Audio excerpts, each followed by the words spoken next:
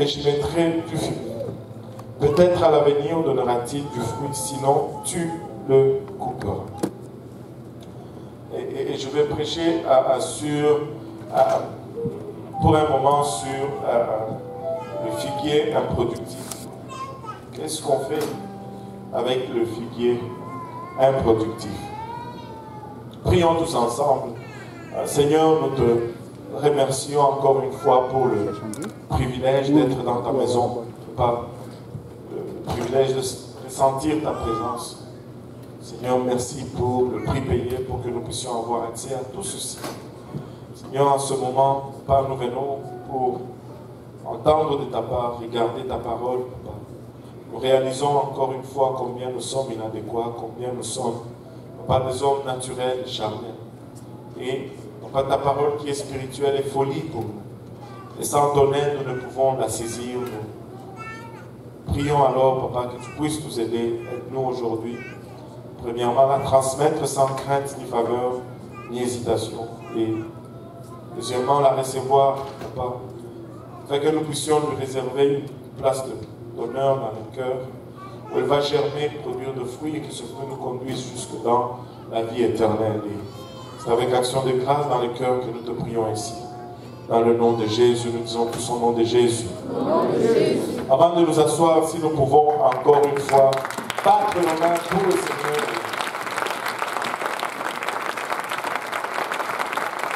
Et pousser vers nous le cri de joie, et digne de louange, et digne de gloire et d'adoration. Il est notre Dieu. Alléluia. Et il fait des choses extraordinaires parmi nous. Amen. Alléluia. Et vous pouvez vous asseoir. Avant d'aller plus loin, je voulais, de la part de l'Église et de la part personnelle et de toute ma famille, présenter nos condoléances au frère Chis. Le frère Chisoka a perdu son frère au Congo la semaine passée. Et nous voulons lui présenter nos condoléances. Et nous voulons garder la famille en prière. Et c'est son frère qui venait juste avant lui. C'est un frère qui lui était très proche. Et il m'avait déjà parlé du frère qui était malade. Mais il n'a plu au Seigneur de le reprendre. Mais nous voulons garder la famille en prière. Amen. Alléluia. Et j'ai cherché encore une fois la face du Seigneur pour ce service et il m'a conduit dans ce parabole qui commence par « Il dit aussi ». Ça m'a intrigué. En lisant « Il dit aussi » au verset 6 du chapitre 13. « Il dit aussi ». Si il dit aussi, c'est qu'il a dit autre chose avant. Amen. S'il commence par dire, il dit aussi, c'est qu'il a dit autre chose en avant et que ces deux choses sont probablement reliées. Et très souvent, nous allons lire ce passage sans faire le lien. Mais ce passage est écrit de sorte que ce qui est venu avant est en relation avec ce que nous avons lu. Donc nous allons commencer, avant de rentrer dans la parabole du figuier, pour avoir la leçon au complet. Nous allons regarder aussi ce qu'il a dit avant de dire ceci. Parce qu'il commence en disant, il dit aussi. Donc si nous reculons dans le premier verset du chapitre 13 de Luc, nous allons lire ceci. En ce même temps, quelques personnes qui se trouvaient là racontaient à Jésus ce qui était arrivé à des Galiléens dont Pilate avait mêlé le sang avec celui de leur sacrifice. Je ne sais pas, j'ai essayé de creuser l'histoire pour savoir qu'est-ce qui s'était passé. Je ne sais pas vraiment qu'est-ce qui s'est passé, mais apparemment il y a eu des Galiléens qui ont offert un sacrifice. Et pour une raison quelconque, Pilate était fâché. Je ne sais pas si c'est suite à ce sacrifice ou peut-être parce qu'il avait interdit de faire le sacrifice que les Galiléens ont fait quand même le sacrifice. Je n'ai vraiment aucune indication de ce qui s'est passé. Mes recherches n'ont pas donné grand chose. Mais est-il que Pilate les a tués et il a mêlé au fait leur sang au sacrifice de leur sang, ce qui semblait être un outrage ou quelque chose de grave pour le peuple juif au point où ils en ont parlé au Seigneur Jésus-Christ. Et en réponse à ces gens, pourquoi je dis que cela semblait être un outrage ou quelque chose de grave? C'est parce que si on regarde la réponse du Seigneur Jésus, au verset 2, il leur répondit, croyez-vous que ces Galiléens fussent les plus grands pécheurs que tous les autres Galiléens parce qu'ils ont souffert de la sorte? C'est comme si ces gens voulaient associer leur souffrance ou la façon dont ils sont morts à l'état de leur âme. Probablement parce qu'ils étaient des grands pécheurs, qu'ils ont subi ce sort aux mains de Pilate. Mais Jésus leur dit, vous pensez qu'ils ont été plus pécheurs que tous les autres Galiléens? Non, il répond. Il répond non. Ils n'ont pas été pires que les autres. Il dit, je vous l'ai dit, mais si vous ne vous répentez, vous périrez tous également. Au fait, Jésus prend ce moment pour souligner le fait de se repentir. Il est en train de dire, peu importe les péchés qui a été commis, ça ne donne à rien parce que vous allez tous périr également sans repentance. Que ces Galiléens aient commis un outrage extrême, qu'ils aient fait des choses qui semblaient peut-être outrageuses aux yeux de ces Juifs. Jésus leur dit, ça ne fait aucune différence. En d'autres termes, celui qui ment et celui qui tue, il n'y a pas de différence.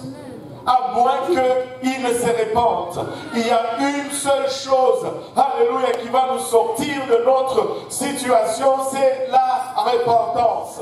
Sans repentance, il n'y a pas de pardon de péché. Que le péché soit grand, que le péché soit petit, ça prend la repentance.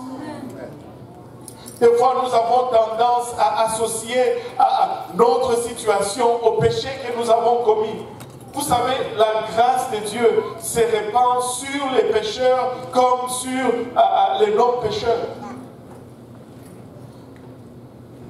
Des fois, nous avons tendance à nous dire, oh non, je vais d'abord arranger ma vie pour venir à Dieu. Tu ne pourras jamais arranger ta vie. Au fond, si tu pouvais arranger ta vie toi-même, tu n'allais jamais avoir besoin de venir à Dieu. Viens donc à Dieu comme tu es et laisse Dieu arranger ta vie. Parce qu'il est le seul à pouvoir arranger ta vie. Tu ne peux pas arranger ta vie. Si on te l'a laissé entre les mains, ça va juste être pire en fait. Oh, je vais d'abord arrêter de faire ceci avant, et après je vais venir à Dieu. Tu ne vas jamais venir à Dieu. Viens seulement comme tu es. Et Dieu va prendre soin. Et vous savez, je peux regarder en arrière et voir les choses qui me sont arrivées. Et aujourd'hui, merci Seigneur pour la parole de Dieu. Et je peux dire qu'en ce temps-là, je ne connaissais pas le Seigneur. En ce temps-là, j'étais dans le péché. Mais par sa grâce, par sa grâce, alors qu'on mourait à peine pour un homme de bien, alléluia, Dieu nous a tant aimés qu'il est venu et qu'il est mort pour nous alors que nous étions encore pécheurs. Ce que nous vivons n'a pas de rapport avec ce que nous faisons. C'est juste la bonté et la grâce de Dieu. J'étais encore dans le péché. J'étais encore dans le péché à l'époque. Et étant pécheur, je faisais ce que le pécheur faisait. Et suite à cela, ma femme est tombée enceinte. Et c'était une crise à la maison. Je pense qu'il n'y a pas longtemps que j'ai raconté cette histoire. Et c'était une crise aussi bien dans ma famille que dans sa famille à elle. On était des parias de la famille. Intouchables. Vous avez déshonoré la famille. Et là, son père a confisqué son passeport, je suis allé la voir pour une fois, elle a fui la maison et je suis allé la voir pour la deuxième fois, mais elle ne pouvait plus rester là-bas. Je l'ai pris dans la voiture, elle n'avait aucun document. Des pécheurs. On n'était pas encore repentis. On a commencé à conduire vers le Canada. Je vous dis, toutes choses passaient dans ma tête. Vous savez, des fois, il fait froid, mais tu transpires. Et je ne sais pas si vous avez déjà vécu cela. Tu as mal au ventre, les genoux deviennent molles, toutes sortes d'émotions passent à travers ton corps. Et on conduisait vers la frontière. Qu'est-ce que je vais dire? On est arrivé à la frontière, on avance et le monsieur dans le petit truc là, la petite maison, nous pose la question, bonjour, vous venez d'où, vous allez où, vous habitez où? J'habite Montréal, elle habite à Brooklyn, c'est ma fiancée, elle vient pour me visiter pour un temps. Et puis il nous dit, bon séjour. Ils nous ont laissé entrer au Canada sans. C'était le. Je n'étais pas encore repenti. Je vivais dans le péché. Écoutez, arrête cette affaire. Viens à Dieu comme tu es. Il va te nettoyer. Il va t'arranger. Il va arranger ta vie. Tu ne peux pas y arriver tout seul. Ça fait combien de temps que tu as commencé anyway? Tu n'as pas encore réussi. Mais viens à Dieu comme tu es. Il va t'arranger. Amen. Alléluia. Ainsi, ce que nous recevons, ou ce que nous vivons, ou ce que nous traversons, la main de Dieu dans notre vie n'est pas le reflet de notre justice, n'est pas le reflet de notre sanctification, de notre consécration, c'est le reflet de sa grâce, de sa bonté, de sa miséricorde, de sa fidélité. Dieu est bon. Jésus est en train de plaider avec ceux-ci qui croyaient être plus saints que les autres. Et très souvent, servant Dieu, vivant Dieu, étant consacré. Écoutez, je ne suis pas en train de prêcher le laxisme. Je ne suis pas en train de dire que tu peux faire ce que tu veux et Dieu va t'accepter quand même. Non, ce n'est pas ce que je suis en train de dire. Dieu t'aime assez pour ne pas te laisser dans tes péchés. Amen. Dieu t'aime comme tu es, mais il va te changer si tu viens à lui. Alléluia, pour t'amener à un meilleur toi. Il ne va pas te laisser comme tu es. Il va te transformer. Mais alléluia, mais ce n'est pas viens seulement comme tu es. Je ne sais pas avec qui je suis en train de plaider aujourd'hui, mais viens seulement et laisse Dieu faire. Viens seulement et laisse Dieu faire. Alléluia. Mais en même temps, je vais dire à l'église, alléluia, que ce n'est pas par notre consécration que nous gagnons la faveur de Dieu. Ce n'est pas par notre fidélité et notre dédicace. Notre dédicace et notre fidélité, notre consécration est l'emblème et le signe de l'amour que nous avons pour Dieu. Parce que nous aimons Dieu, nous allons faire ce que nous allons, ce qu'il nous demande de faire. Parce que nous aimons Dieu, nous allons nous vêtir comme il veut que nous nous vêtissons. Nous allons parler comme il veut que nous parlons. Nous allons agir comme il veut que nous agissons. Amen. Amen. Et tu peux le voir. J'ai toujours j'ai observé cela souvent. Tu vas voir soudainement, tu commences à remarquer qu'une fille commence à aimer le football américain. Regarde un peu autour d'elle. Sûrement, elle est en amour d'un garçon qui aime le football américain. Pourquoi est-ce qu'elle commence subitement à aimer ce sport? C'est parce qu'elle veut plaire à cet homme. Soudainement, un garçon, tu sais, soudainement, il commence à juste faire attention à ses vêtements, il devient trop propre. Tu sais qu'il y a quelque chose qui se passe là. Mais qu'est-ce qui se passe? Il veut faire plaisir à celui qu'il aime. Si tu dis que tu aimes Dieu, tu dois chercher à faire plaisir à ce Dieu que tu déclares aimer. sanctification se résume à ça. Tu luttes avec le pasteur. Non, tu aimes Dieu. Alléluia. Si Dieu aimait les bleus, j'allais m'habiller tous les jours en bleu. Alléluia. C'est aussi simple que ça. Je veux lui être agréable. Je veux lui plaire. Amen. Regardez, le Seigneur continue. Ou bien, au verset 4, c'est 18 personnes sur qui est tombée la tour de Siloé. Apparemment, la tour de Siloé est tombée sur 18 personnes et elle a tué ces 18 personnes. Et quand ces choses sont arrivées, les gens ont commencé à se dire, mais qu'est-ce qu'ils ont commis comme péché, ces gens-là, pour que la tour de Siloé tombe sur eux et les tue tous les 18. Et le Seigneur Jésus leur dit, croyez-vous qu'elles fussent plus coupables que tous les autres habitants de Jérusalem? Non, je vous l'ai dit, mais si vous ne vous répentez, vous périrez tous également dans vos péchés. Le Seigneur parle d'abord de la repentance avant de parler du figuier qui produit. Il dit, nous devons nous repentir. Vous savez, si tu vas être agréable à Dieu, la première des choses que tu dois faire, c'est la repentance. Tu dois te repentir. Sans la repentance, il n'y a pas de pardon des péchés. Et avec le péché, on ne peut pas être agréable à Dieu. Nous devons obtenir le pardon de nos péchés pour lui être agréable. C'est notre toute première étape. Et puis après cela, il dit aussi, donc après la repentance, il y a quelque chose qui doit suivre. Après qu'on s'est repenti, il y a une suite. La repentance est le début. Et nous devons tous passer par la repentance.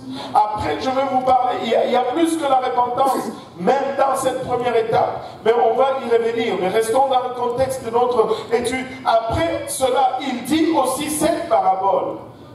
Un homme avait un figuier planté dans sa vie. Il vint pour y chercher du fruit et n'en trouva point. En fait, si nous voulons relier les deux histoires, c'est qu'après la repentance, le Seigneur s'attend de venir chercher du fruit dans nos vies. Le figuier représente une âme repentie. Le figuier représente une âme consacrée. Au fait, quand tu regardes le figuier c'est le type d'Israël dans la parole de Dieu. Donc, le figuier représente cette âme repentie, cette âme qui est devenue un enfant de Dieu, cette âme qui est devenue un choisi de l'Éternel, cette âme qui est devenue un élu. Et il dit, après cette repentance, le Seigneur est venu chercher du fruit dans le figuier ou dans la vie de cette âme repentie. Il est venu et il voulait avoir du fruit. Et le Seigneur veut avoir du fruit de nos vies. Amen.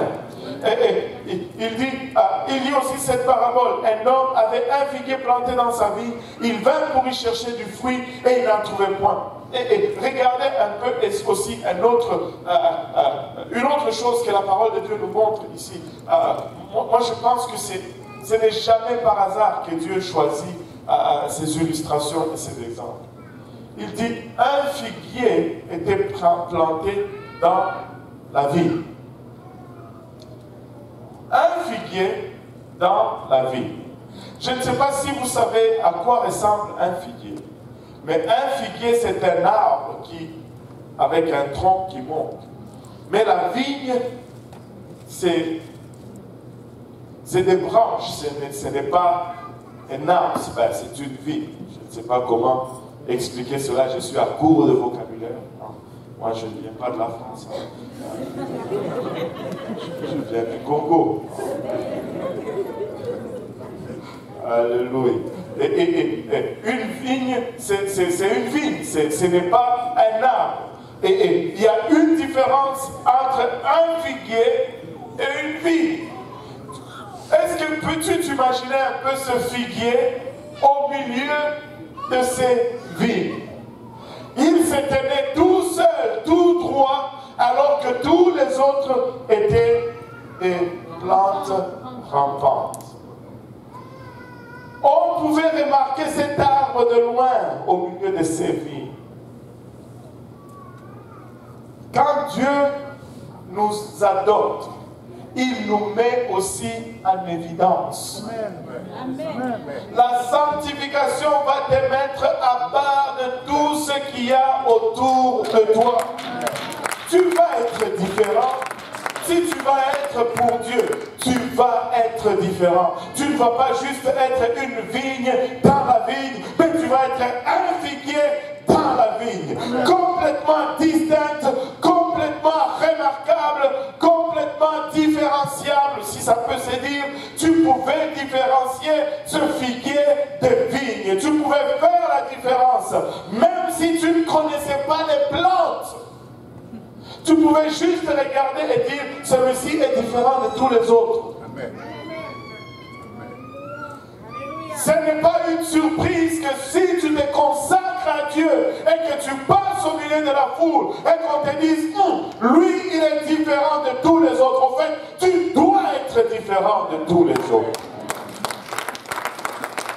Tu dois être différent de tous les autres.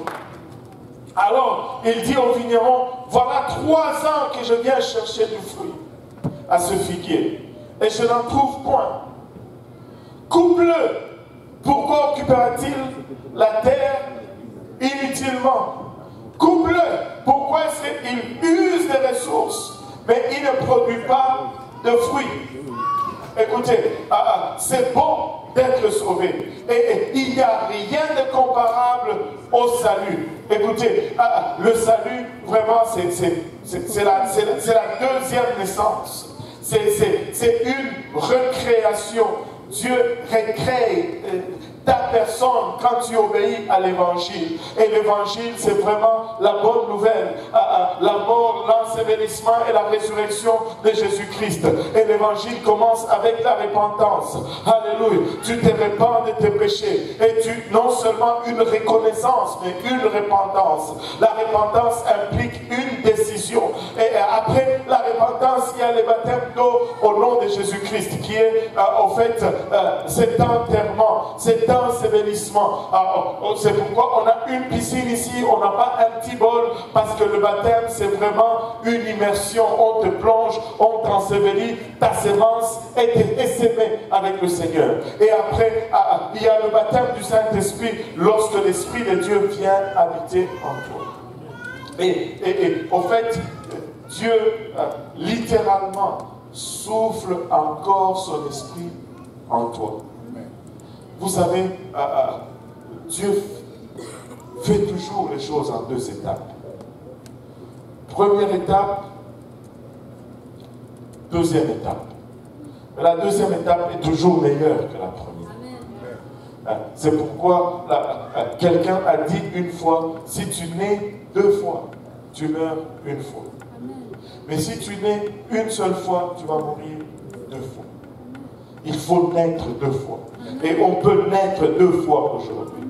Mais après cette naissance, après cette deuxième naissance, Dieu s'attend à voir des fruits de nos vies. Dieu veut venir revisiter ce figuier qu'il a planté et y cueillir de fruits. Mais quels sont les fruits que Dieu vient chercher? Ce n'est pas seulement les fruits de l'esprit, la bonté, la patience et toutes ces choses, mais avez-vous remarqué que tous les fruits de l'esprit, on les cultive dans la relation? Et sans la relation, tu ne peux pas amener personne au Seigneur. En fait, le fruit ou l'accumulation de tout ce que Dieu a fait dans ma vie, c'est que quelqu'un d'autre vienne au Seigneur. Je dois être productif. Dieu ne veut pas que je sois seulement dans sa maison en train de consommer nos ressources. Dieu veut que je produise d'une façon directement ou indirectement, mais Dieu veut que je produise.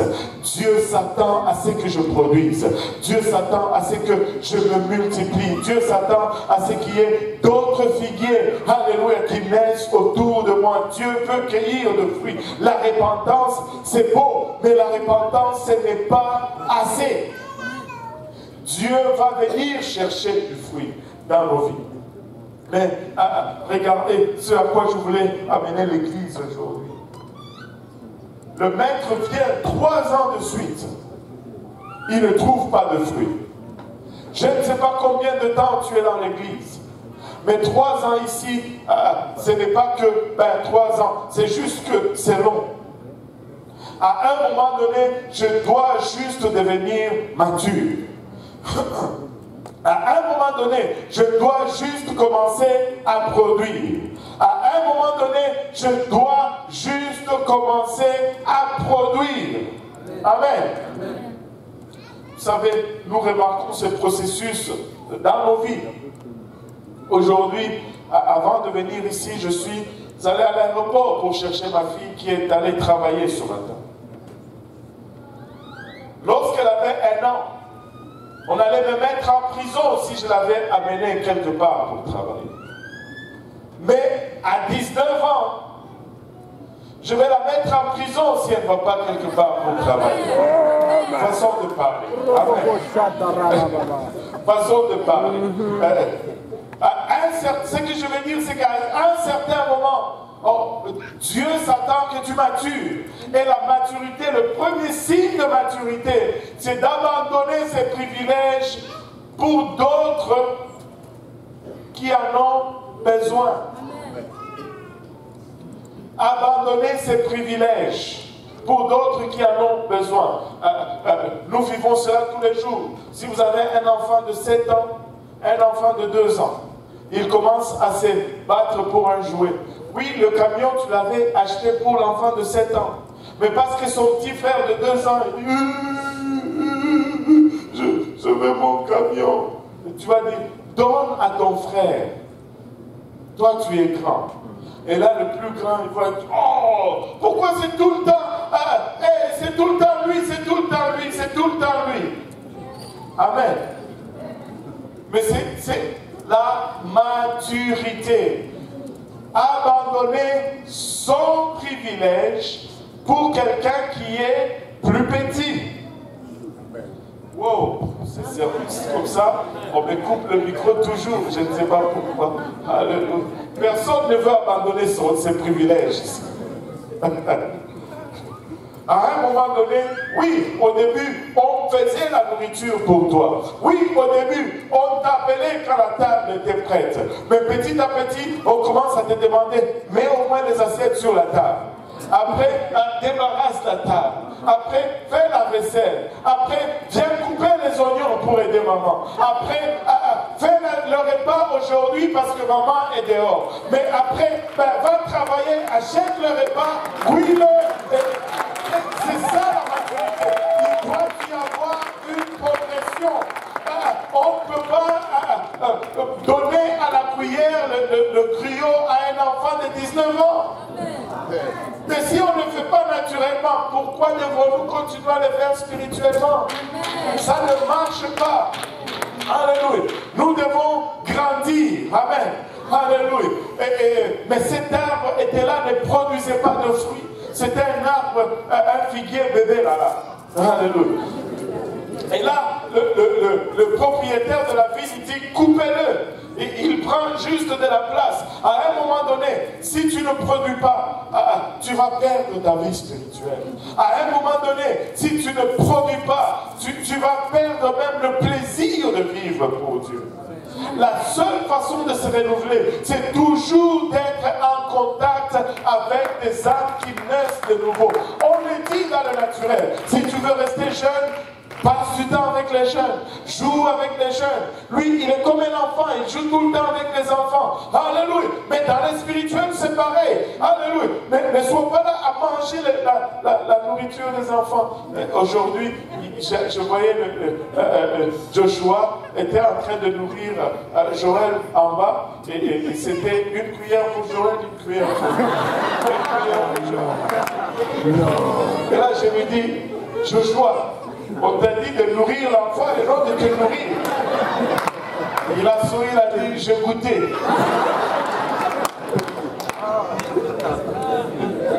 Quand je dis passer du temps avec les jeunes dans le Seigneur, ce n'est pas de consommer leur nourriture, mais c'est de les en donner, de leur donner du temps, de prendre soin d'elles, de s'occuper d'eux.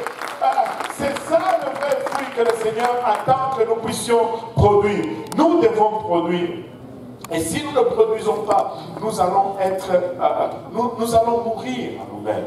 Et là, le maître dit, coupe-le.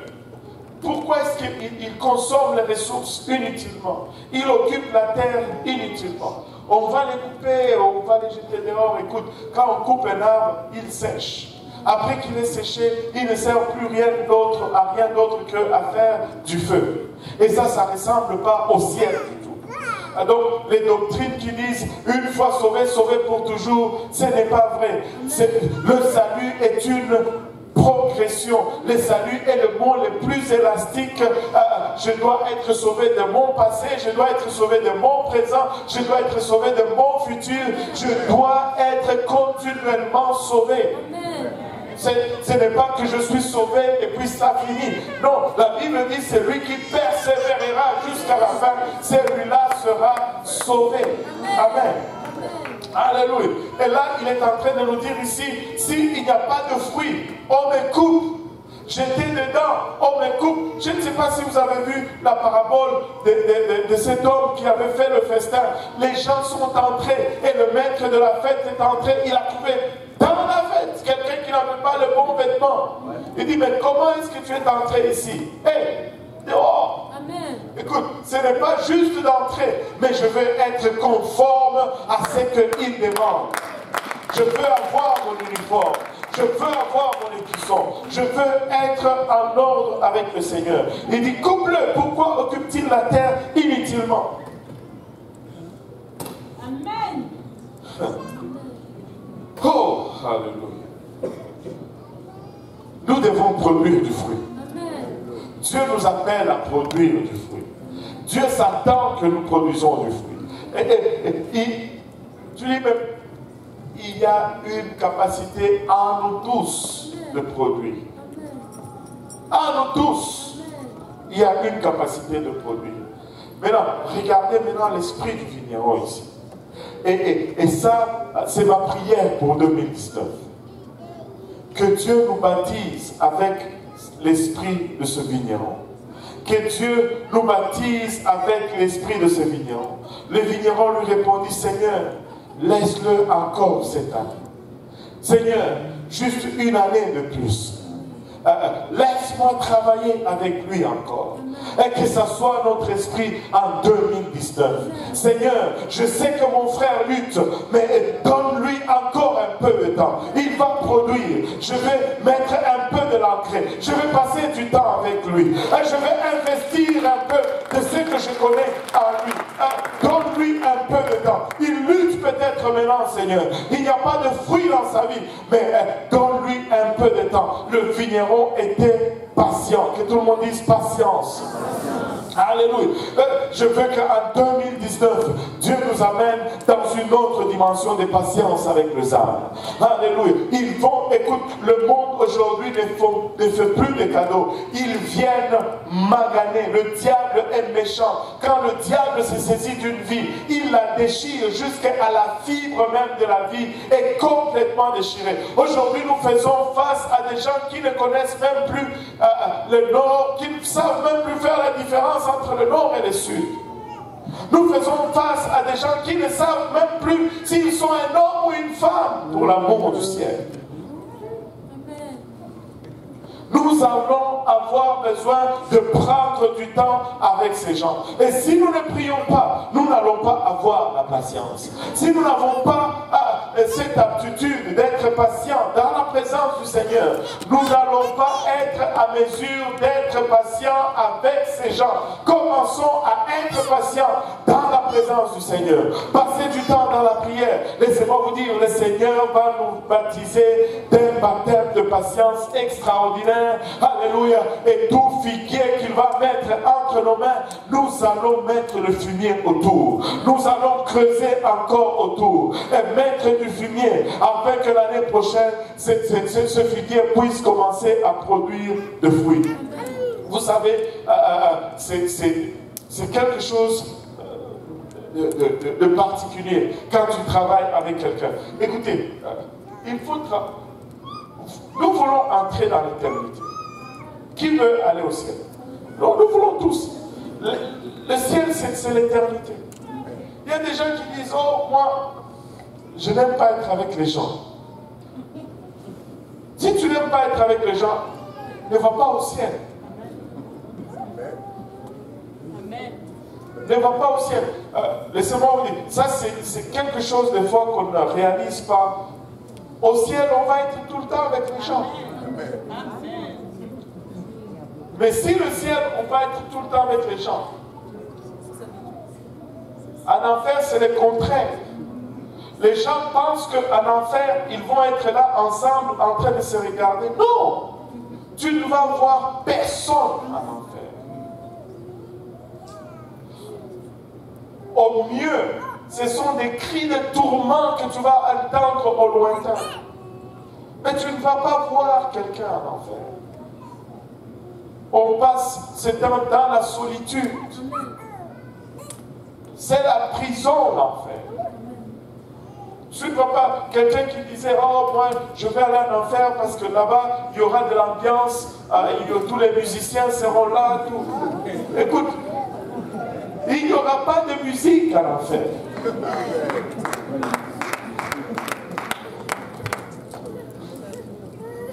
Il n'y en aura pas. Tu ne vois personne en enfer. Tu as continuellement cette impression de tomber sans jamais toucher les fonds. Tu as soif sans jamais être assouvi. Tu as faim sans jamais être rempli. Tu as l'impression de brûler sans avoir, alléluia, le soulagement que ça arrête.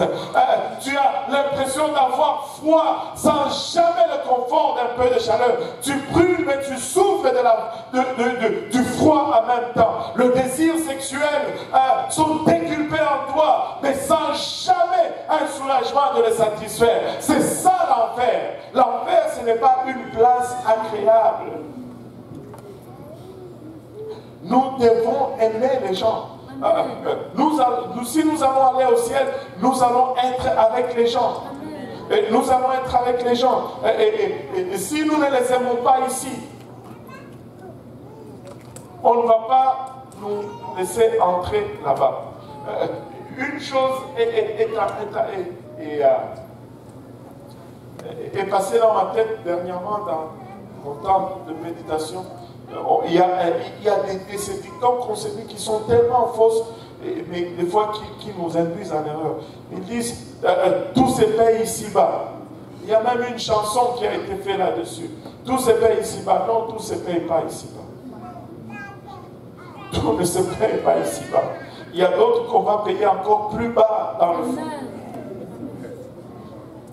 Tout ne se paye pas ici. Il y a d'autres que tu dois descendre encore plus bas qu'ici pour les payer. Donc, la seule façon que tout soit payé ici-bas, c'est de tout faire monter en haut avec le seul qui est descendu et le seul qui est monté, savoir Jésus-Christ. C'est la seule façon. C'est la seule façon. Et ce vigneron a dit juste une année de plus. Église, comme Église, nous voulons juste prier dans ce sens-là. Seigneur, donne-moi juste une étude de plus avec cette personne. Donne-moi juste une autre opportunité avec cette âme. Donne-moi juste une autre leçon avec cette famille. Donne-moi juste une autre opportunité avec cette soeur. Seigneur, juste une autre opportunité. Pourquoi cela? Parce que la repentance à lui tout seul n'est pas suffisante. Il a dit aussi. Il a dit aussi. C'est bon de se repentir. Mais nous devons produire des fruits qui sont dignes de repentance. Et je regardais un peu j'ai zappé cette partie, mais je regardais un peu, Seigneur, pourquoi la vigne? Pourquoi c'est le figuier qui ne porte pas de fruits? Pourquoi la vigne est la seule chose, est exemplifiée ici comme un peu différent, et tu cherches le fruit du figuier. Je ne sais pas si, je ne veux pas en faire une théologie, mais ce que je veux juste dire, c'est que Dieu fait une différence entre l'Église et le monde. Il y a des places où la vigne a été traitée est comparée à l'époux du Seigneur, mais il y a une place où la vigne aussi est comparée au monde. Et ce maître est venu et chercher du fruit au figuier. Il n'est pas allé chercher de fruits aux vignes. Mais non. Peut-être qu'il y avait des vignes qui ne produisaient pas aussi du fruit dans cette vigneron. Mais le maître n'a pas fait mention de cela. Des fois, nous allons voir le monde commettre certains péchés. Et c'est comme si Dieu laisse cela impuni. Mais le péché d'un enfant de Dieu n'est pas regardé comme le péché du monde. Nous sommes appelés à produire du fruit. Non seulement la repentance, mais aussi la production du fruit. Vous savez, le Seigneur me parle de 5 essentiels. 5 essentiels spirituels.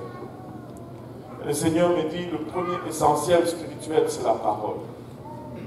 Elle vient avant toute chose. Au commencement était la parole. La parole était avec Dieu et la parole était Dieu.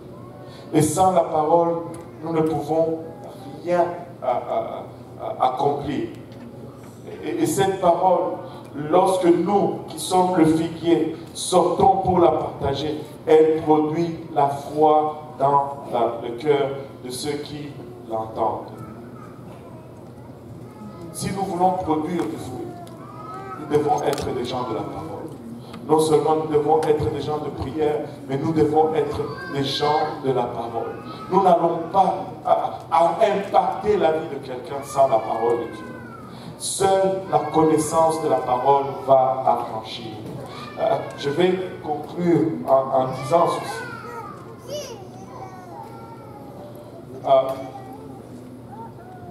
Nous sommes